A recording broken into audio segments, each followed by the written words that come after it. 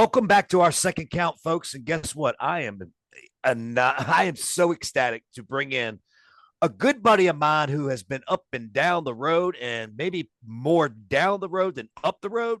Um, Not only that, but he is the color commentary for NWA. He is Danny Dealz, who I call Mr. Thirsty. Brother And Thirst. we'll get into that. Brother Danny Dealz, welcome What's to up, the man? show. How about old Jesse catching a stray there? I don't know if that was necessary. What happened? What do you mean? You want to get trained by the Dudleys, or you want to get trained by? I've been in I the green mean, room for a well, while. you answer the question. How you doing, brother? Good. I'm good. I'm doing all right. How you guys doing? We got the round table here. We do. Yes. We got the round table. So now it's become a square circle table. Yes, Correct. Something. Correct. Yeah. Yeah. Yeah. Pretty So soon it'll be like Camelot. right. I got you. So I have to ask you real quick. So, Yeah. how you liking doing color commentary at NWA, man? How is it? You sound fantastic. You're kind of giving me that Jesse Ventura Bob, where I don't know what you are. You're a tweener, but you're more of a heel. Yeah, well, I've been sometimes I will turn on old primetime episodes. And Yeah. even when I'm doing other stuff, you know what I mean? I'll just leave it on, and I try to pull stuff from Heenan and guys like that to where, yeah, I mean, I am, and the character as a manager was a heel always, and I'm still kind of a heel, but sometimes you have to scale it back and call it down the middle. Sometimes Bobby would even do that, even in a big match situation, right? So but I'm just me. I'm just a goof. But no, I love doing it, and it's easy to do it when you have Joe Galley, who I think is totally underrated as a play-by-play guy, and Billy sits up there with us a lot too. So you got a three-man booth, so you got to leave some space. It's different if it's just me and Joe. You got to talk more to fill it up. If Billy's there, you got to leave space so all three can chime in. And No, you mean no, Thirsty. You mean lay the hell out so he can get his stuff in. Well, I'm saying you got to leave space for everybody to get in. You know Right. what I mean? Yeah, I hear you. But you know what I mean? Like, it's actually, what's funny is when I went to broadcast school in 99, I was thinking about getting into sports broadcasting. And obviously I went a completely different direction. And when I first moved from Cleveland to Tennessee to break into the business as a manager, but I got trained in the ring too, because I think everybody should. But like, I would get bored when the show would happen, because it was a weekly show that I got trained at. And so that somebody was gone, and they used to put their stuff on like cable access. So I was like, hey, let me do that. And they're like, okay. So that's like the first thing I ever did. And so now I'm doing it again, like 20 years later. It's kind of bizarre, but I do enjoy it, and no bumps. And that's a lot of fun. Yet, right? Yet. Well, I don't know. I took that choke slam from Judice and said he choke slammed me to the broadcast booth, because after that it was over. But I mean, it's a good time. I just got to make sure I got a giant Red Bull, and I have a giant like water or tea or something, and I just have to hold it until the taping's over. So it's good. By the way, hence Thirsty.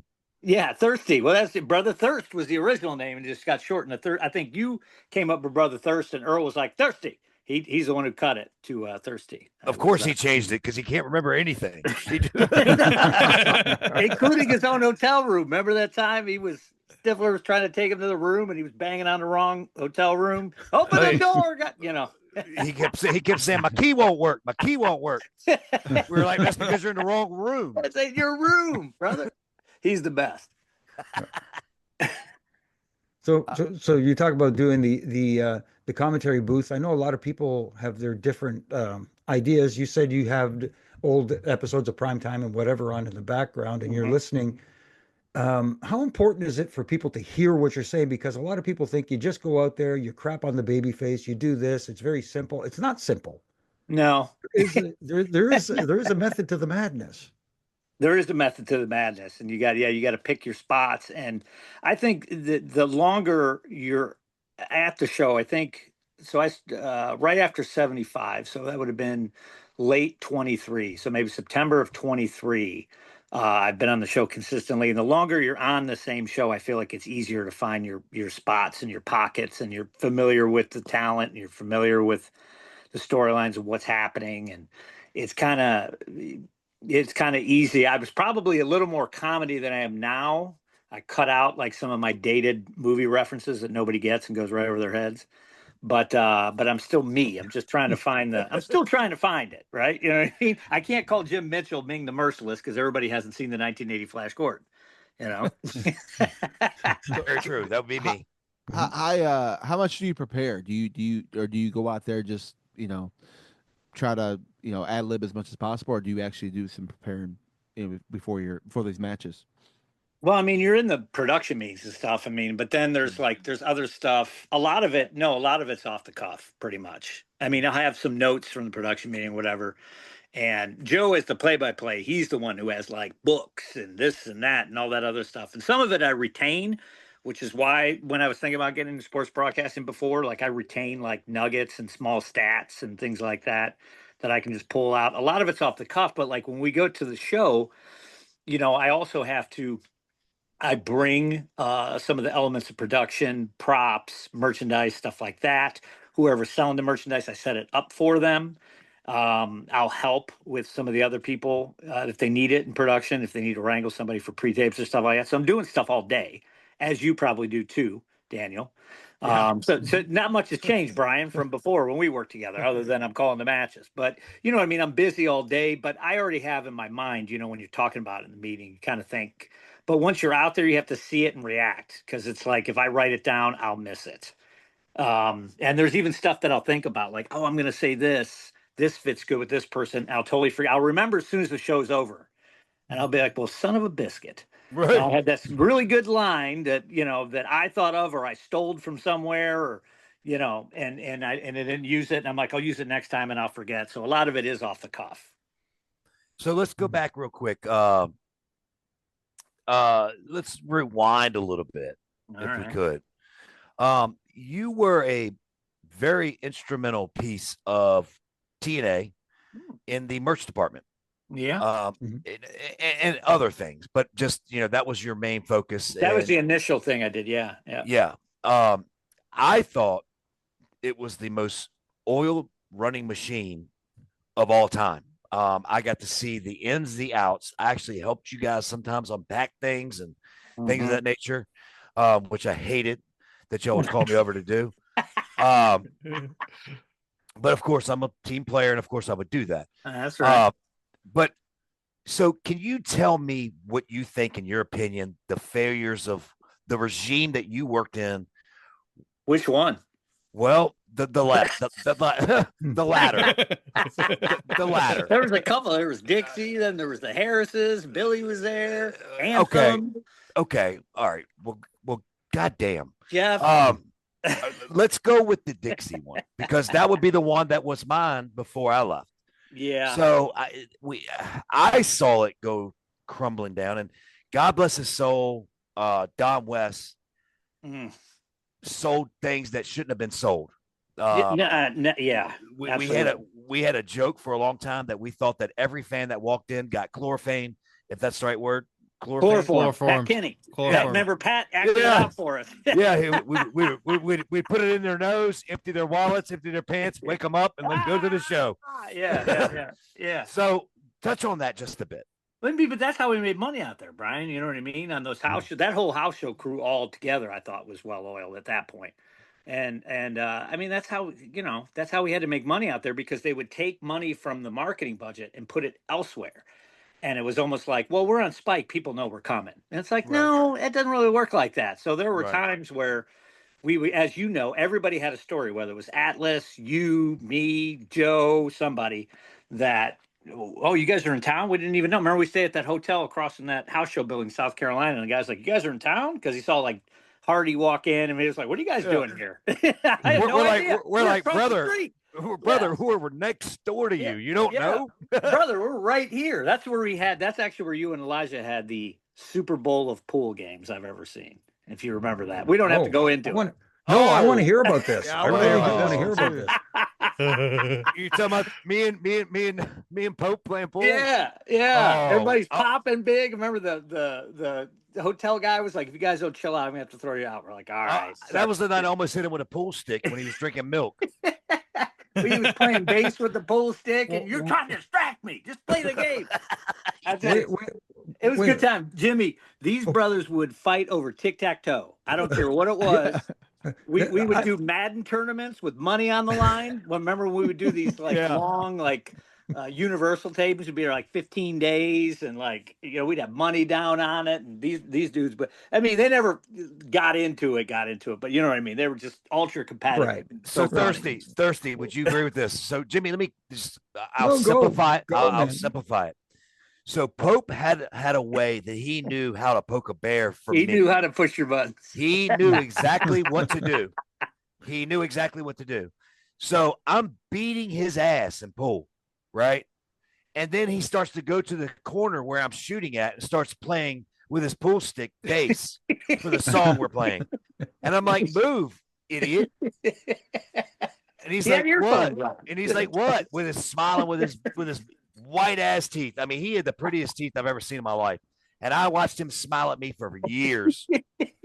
And he is smiling at me. And I'm like, move. And he's like, I can stand where I want. And I'm like, okay, cool.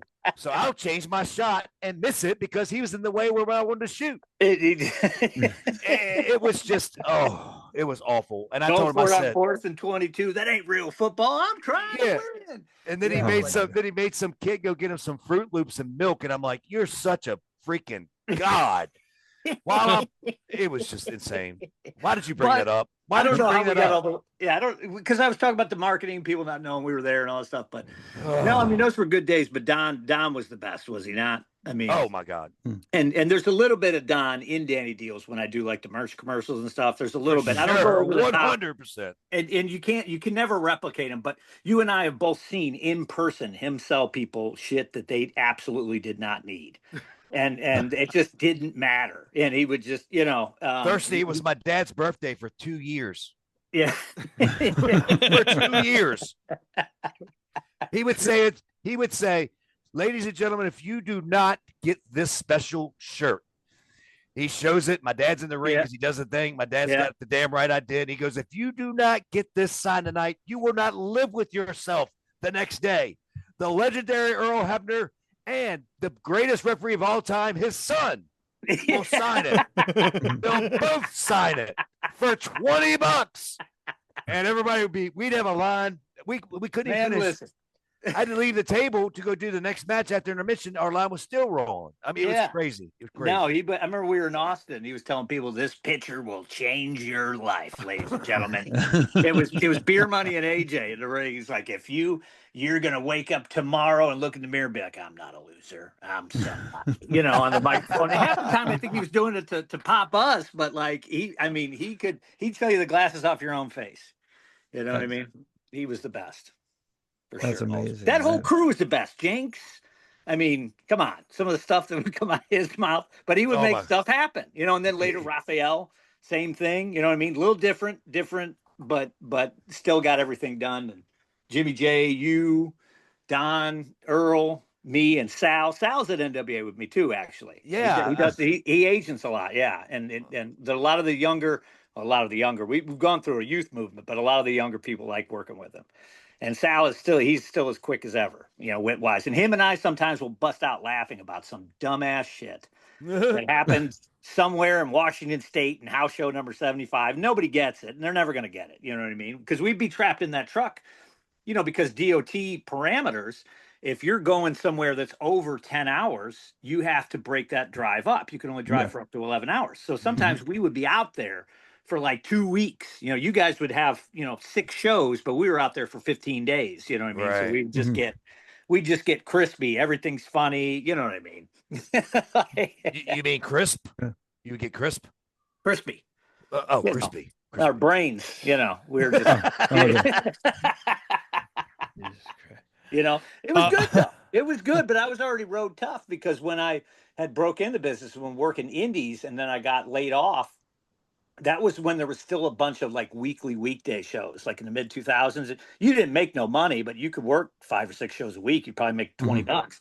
The only money I made was off the gimmick table, really. You know what I mean? I'd bootleg DVDs and shit. And that was like 2007. And we would be out there all the time because I got on the road with my buddy Sean Schultz. He was a Smothers disciple. So he would find a Tuesday in the middle of nowhere for $75. You know what I mean? Which was Right. big money in 06, 75. Holy shit. You know? Right. Right.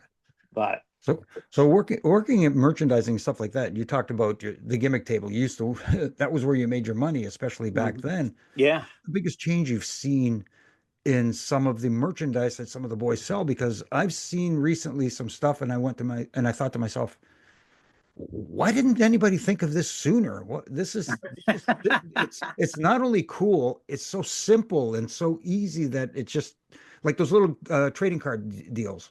Yeah, trading cards, yeah. Belt bags and different. I Yeah. think I think it's a combo of starting to think outside the box because some guys like you'll end up, the boys and girls are getting cars with veterans and it'd be like, yeah, I want to make some shirts or something. Like, that's cool, but you're going to get stuck with a bunch of 3Xs and smalls. And, maybe you should try something like this, or this works well for me. Also, the cost on making certain things is a little less too than it used to be. You know what I mean? Or it's a little easier. There's more, avenues to do stuff. And then you have people who make merchandise stuff who look for different stuff to make that they could sell to people that's going to work, right? Hey, I'll make you, Yeah. this. I figured this out. Why don't you try this? Somebody does it, it works, and everybody else wants to do it, right? It's just like Mhm. everything else, like a bobcast, right? Mm. It's the same thing, though. You know what I mean? Yeah. Like It you just is. go. It's at the end of you, Brian. You and I are big NFL fans. They always say copycat league, right? Wrestling's Right. the same thing. Something works, everybody hops on it, and like you'll see trends in different items. Shirts Yeah. and hats and stuff like that always stay, but then there'll be trends in different items, whether it's lapel pins or I made these belt bags for NWA. I was trying to make a fanny pack, but it ended up being one of those anywhere belt bags. But they blow out. They blow out at events online, but at events. So there's different things like Yeah. that too. There's stuff that's going to move online, stuff that's going to move at events, like foam hands and stuff. That I made them for the Crockett Cup a couple of years ago. They blew out, so I just kept making them. It's So also good to have things for different, like your $5 items, $10 items, yeah, you $20, got to have right? So something. Yeah, yeah, you got to have something for everybody, and you can't knock people on the head and with the cost and like a lot of that $5 stuff. You go to show where there's kids and yeah. okay, well, we already bought tickets and overpaid parking and all that kind of stuff, and you got to make something that's 5 or 10 or something that's in the range of whatever. And that was just um, merch is. I've just been involved in it the entire time I've been in business, basically. Whether it was the only money that I could make on indies for real. And then that's why when my entry to TNA was the house show and it was the merchandise, I was like, well, this, Jesus, they've got money to print really nice stuff. And I don't have to make it at the house myself. This is amazing. You guys are going to pay for the gas? What are you kidding? And then, and then it was the same thing, like, because I did, Ring of Honor's third party merch for a little bit or stuff like that. And then NWA actually came in just to work production. And then they had nobody do the merch, so then I started doing it. I mean, they did, but then they didn't, and whatever.